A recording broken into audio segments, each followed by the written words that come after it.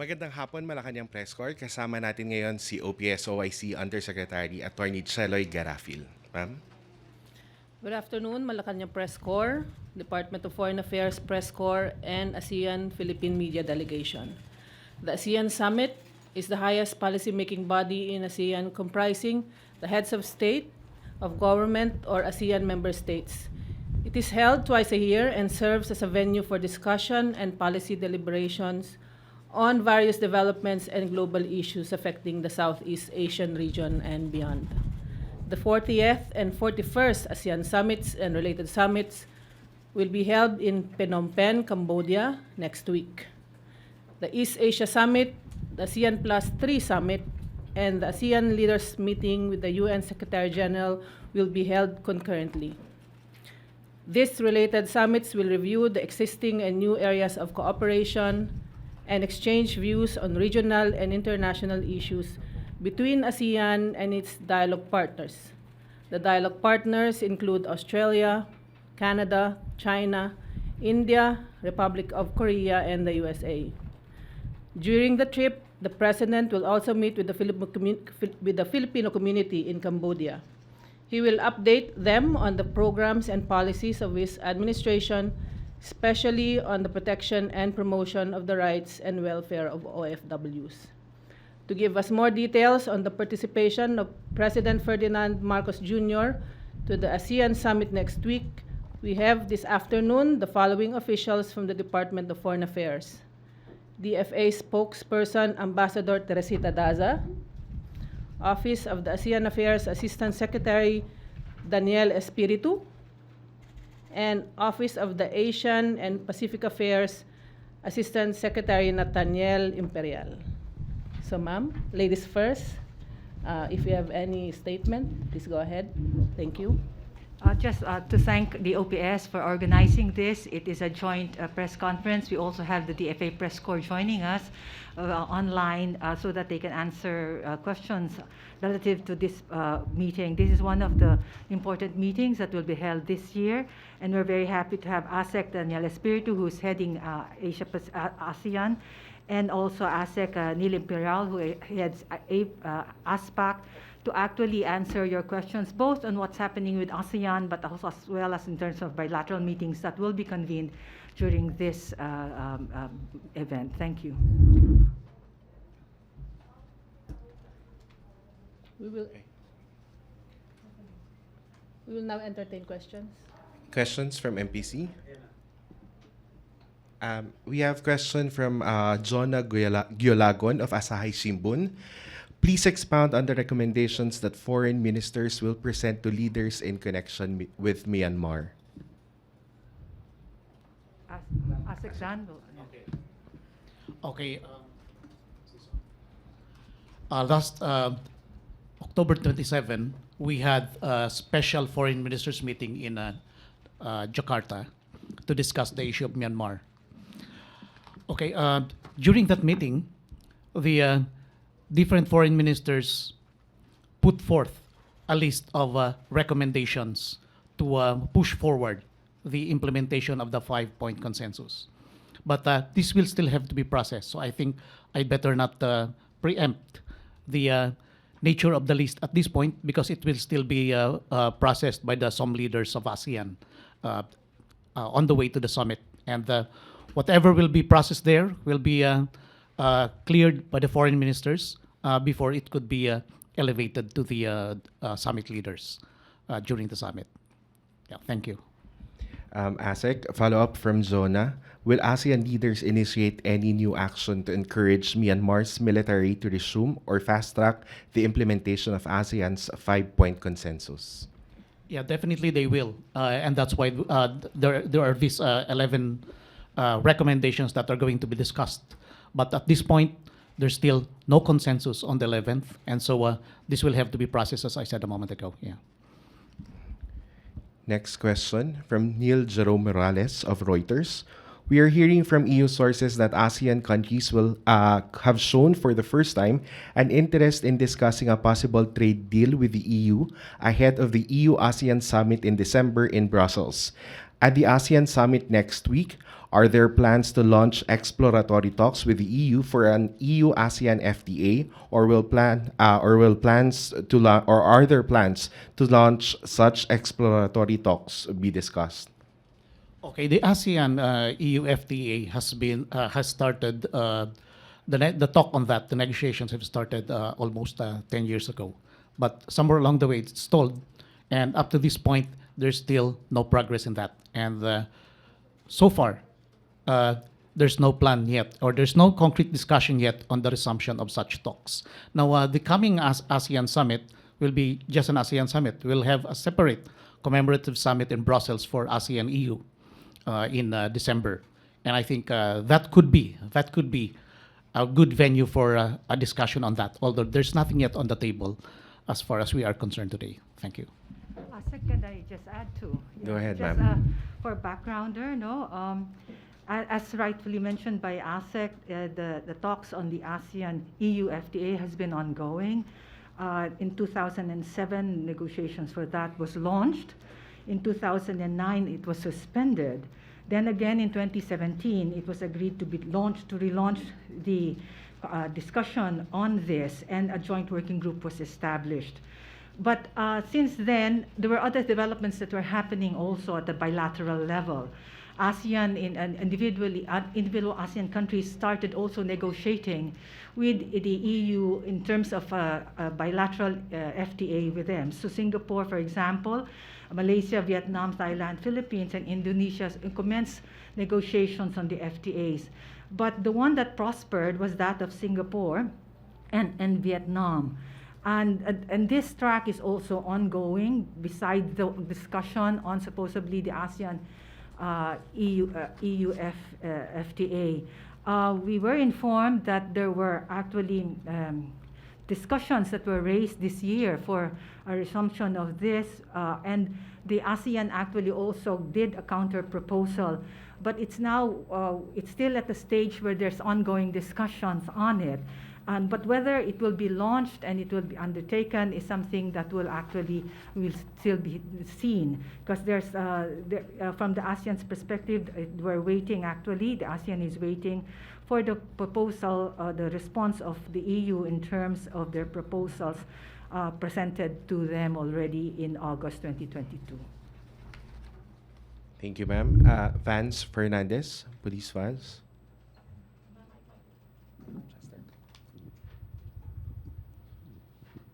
Good afternoon to all the men and ladies.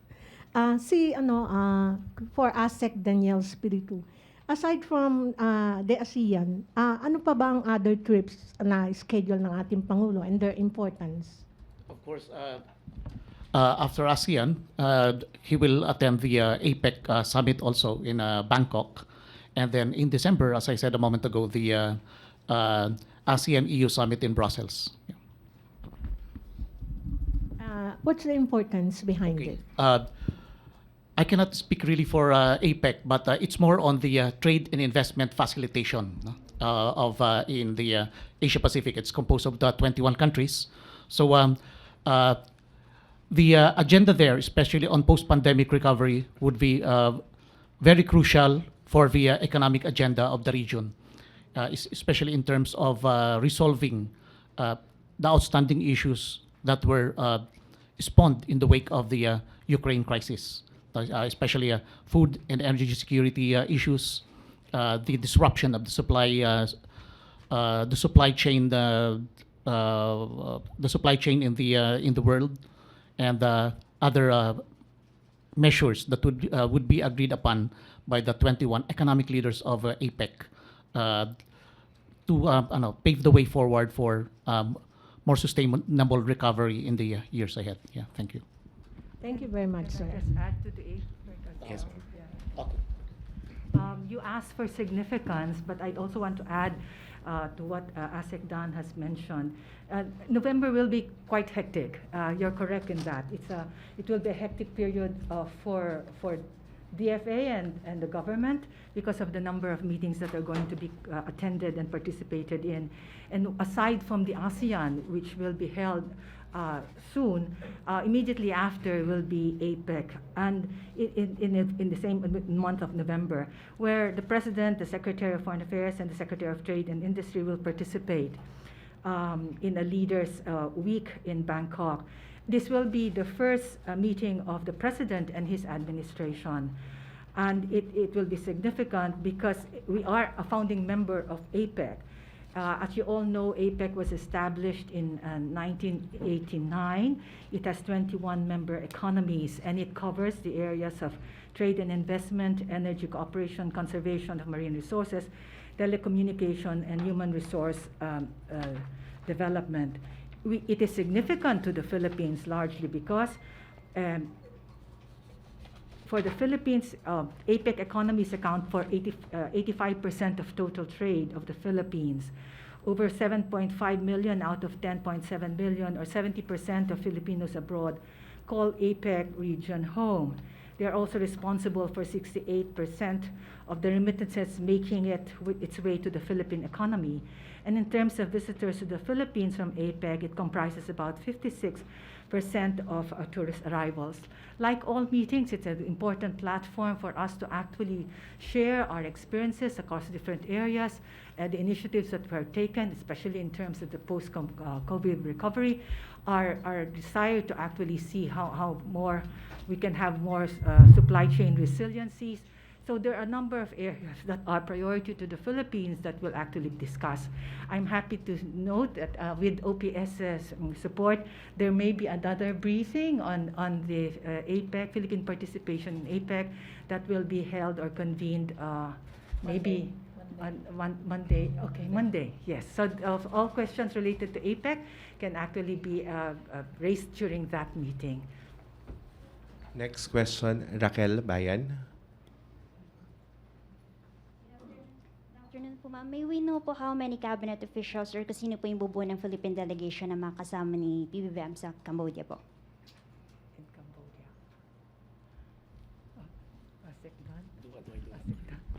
Okay, at this point, the field deal is not yet final. Yeah, but the most probable ones are, of course, the Secretary of Foreign Affairs and the Secretary of Trade, and also the Secretary of the SWD. And why these three? Because they form the three pillars of ASEAN. The Secretary of Foreign Affairs for the political security pillar, the Secretary of Trade for the economic pillar, and the SWD Secretary for the socio-cultural pillar. But at the same time, it's up to the President to decide who others to bring with him, especially on issues that may be relevant to these other cabinet secretaries. Yeah. Because actually, those three cabinet secretaries are only the lead in these pillars, but these pillars also include other cabinet members. Okay, thank you. How about ASEAN leaders or world leaders na magkakaroon ng bilateral meeting with the President po? I guess I'll turn it over to Asek Neil.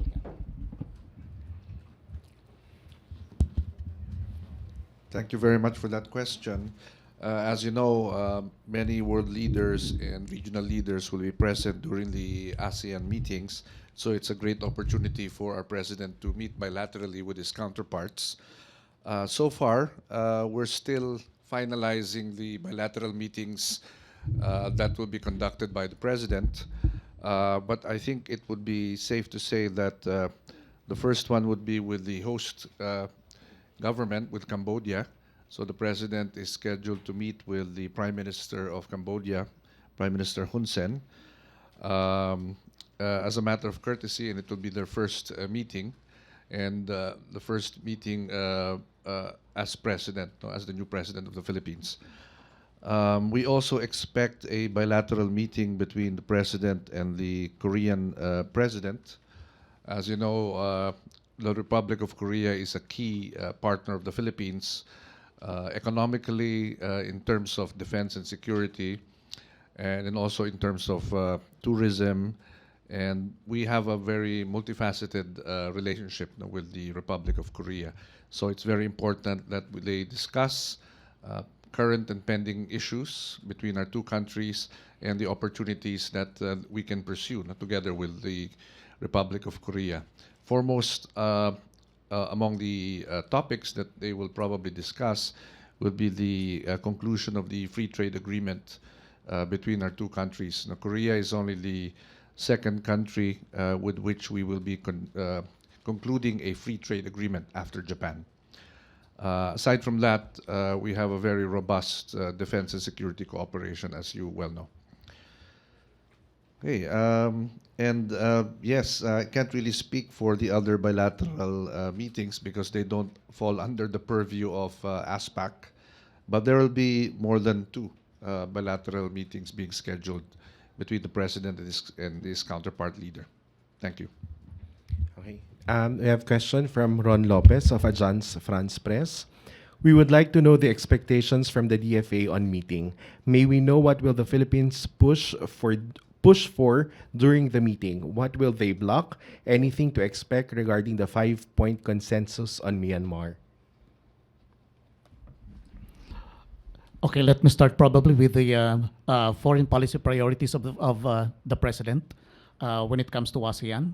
Of course, at the top of the list is the post-pandemic economic recovery and transformation.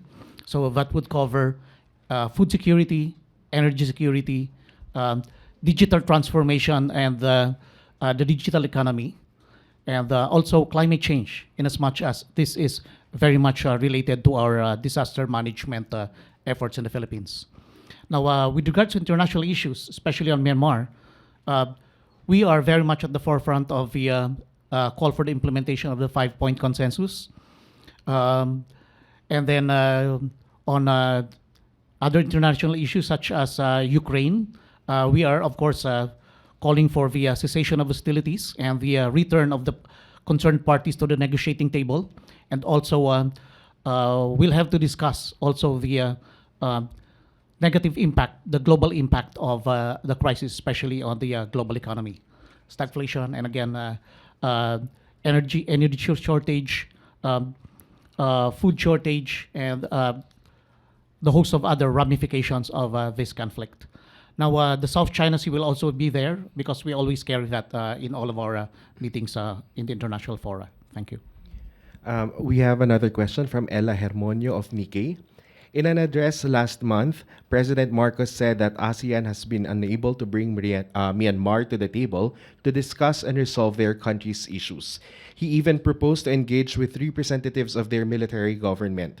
Will President Marcos talk about this matter during the summit, and if he will in fact propose a dialogue with the representatives of the junta? Definitely, the president will carry that issue in all of the meetings of ASEAN. But as for the exact proposals, I think it's better not to preempt that one because that will be fluid and that will be made in conjunction with the other heads of states of ASEAN. And, ASEAN decides by consensus, not just by unilateral proposals. Yeah, thank you. And then Santos, Net 25. Good afternoon. Hello. And good afternoon po. Since this is the first time po na dadalo si PBBM sa ASEAN Summit, ano po yung naging pagpupulong kanina at yung briefing po ng DFA sa ating Pangulo? Well, you will be surprised. The President is very much informed about ASEAN. In fact, even apart from DFA, apart from our own briefings, because, our briefings have been going on even before the ASEAN Summit. He's been getting copies of briefing papers from us. And there are also issues on the day-to-day operations of ASEAN that are brought to his attention through our communications and memoranda to him. So he's very well versed on the major issues of ASEAN. And so yung kanina, kumbaga pinunan na lang namin yung kaalaman niya on ASEAN. And we were happy to get also his inputs on how to go about the meeting in ASEAN, the discussions, and the issues that we will put forward. So that was a very productive discussion. Yeah, thank you. Last question from Joyce Rocamora of Philippine News Agency. North Korea has been testing several missiles at unprecedented rate this year. Are there significant moves or actions that ASEAN or the Philippines is expected to make with regard this development in the Korean Peninsula? in all of the meetings of ASEAN at all levels, not only the summit, in the coming summit, but also in the past joint committee meeting, as well as in the ASEAN ministerial meeting, and even lower level meetings, North Korea has always been a part of the agenda. And our position on that has always been consistent and clear. We have always called for, we have always expressed our concern regarding the ballistic missile tests of North Korea. And we have always called on North Korea to abide by the relevant UN Security Council resolutions on this issue. And we've always called on the parties in the Korean Peninsula to return to the negotiating table to find a peaceful resolution on this dispute. Yeah, thank you. Oh, I will also turn the table to Asek Nila Vaspak in as much as he covers more North Korea and the Korean Peninsula issues. Thank you. Thank you, Asik Dan. I'd just like to inform you that the Philippines has issued another statement on the November 2 ballistic missile launches of North Korea. And this is already the fourth statement to be issued by the Philippines since early this year, basically condemning the missile tests or launches, and as Asek Dan said, similar to the position of ASEAN, calling on all parties to resume peaceful dialogue and negotiations, and to lessen the tension in the Korean Peninsula. And this is of paramount concern to us because we do have around 46,500 Filipinos living and working in the Republic of Korea, in close proximity to North Korea. And we have called on North Korea to abide by the relevant UN Security Council resolutions as mentioned by Assistant Secretary Espiritu. Thank you. Thank you very much. That ends our briefing today. Let me thank again Ambassador Teresita Diaz, Assistant Secretary Assistant Secretary Daniel Espiritu, and Assistant Secretary Nathaniel Imperial for joining us. And thank you Malacañang Press Corps and the Department of Foreign Affairs Press Corps and ASEAN Philippine Media Delegation for your participation. Magandang hapon po.